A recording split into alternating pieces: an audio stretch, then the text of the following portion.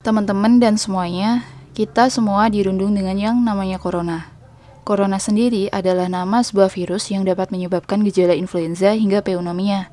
Penyakit yang disebabkan oleh virus corona ini bisa dibilang dengan COVID-19. Dan baru-baru ini diumumkan oleh WHO sebagai pandemik di seluruh dunia.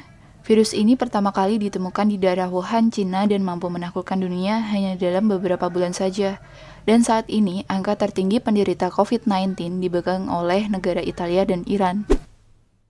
Lalu bagaimana sih virus ini bisa masuk ke Indonesia?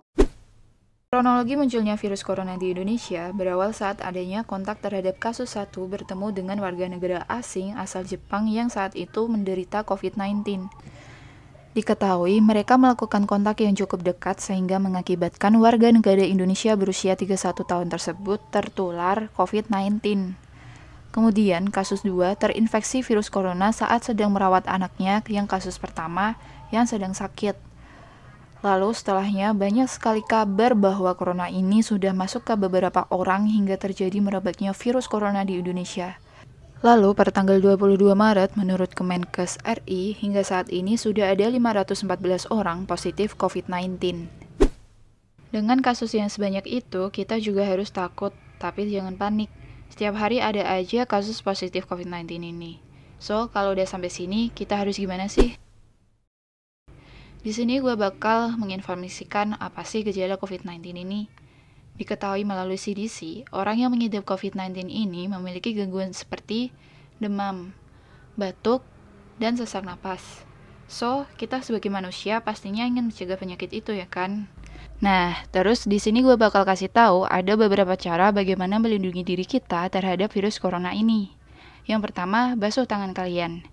Nah, kapan aja sih kita diharuskan cuci tangan? Yang pertama, setelah batuk dan bersin. Yang kedua, setelah kontak fisik dan orang sakit. Yang ketiga, sebelum dan sesudah makan. Yang keempat, setelah memegang hewan. Yang kelima, setelah memegang fasilitas umum. Dan yang keenam, setelah berkendara. So, jangan lupa untuk cuci tangan ya. Terus yang kedua, pakai masker. Nah, masker ini bisa mencegah kita untuk tertular dari orang lain atau mencegah kita menularkan diri ke orang lain. Yang ketiga, social distancing. Nah, apa sih social distancing itu?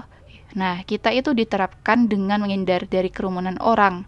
Jika kita keluar rumah, kita juga harus memberi space terhadap diri kita dengan orang lain. Terus, ini membuat penularan virus lebih minim untuk terjadi. Dan yang keempat, makan makanan yang matang. So, taatilah tata cara ini agar kalian bisa terhindar dari penyakit. Kalian ngelakuin ini gak hanya untuk diri kalian sendiri aja kok, tapi juga untuk keselamatan orang lain juga. Oke?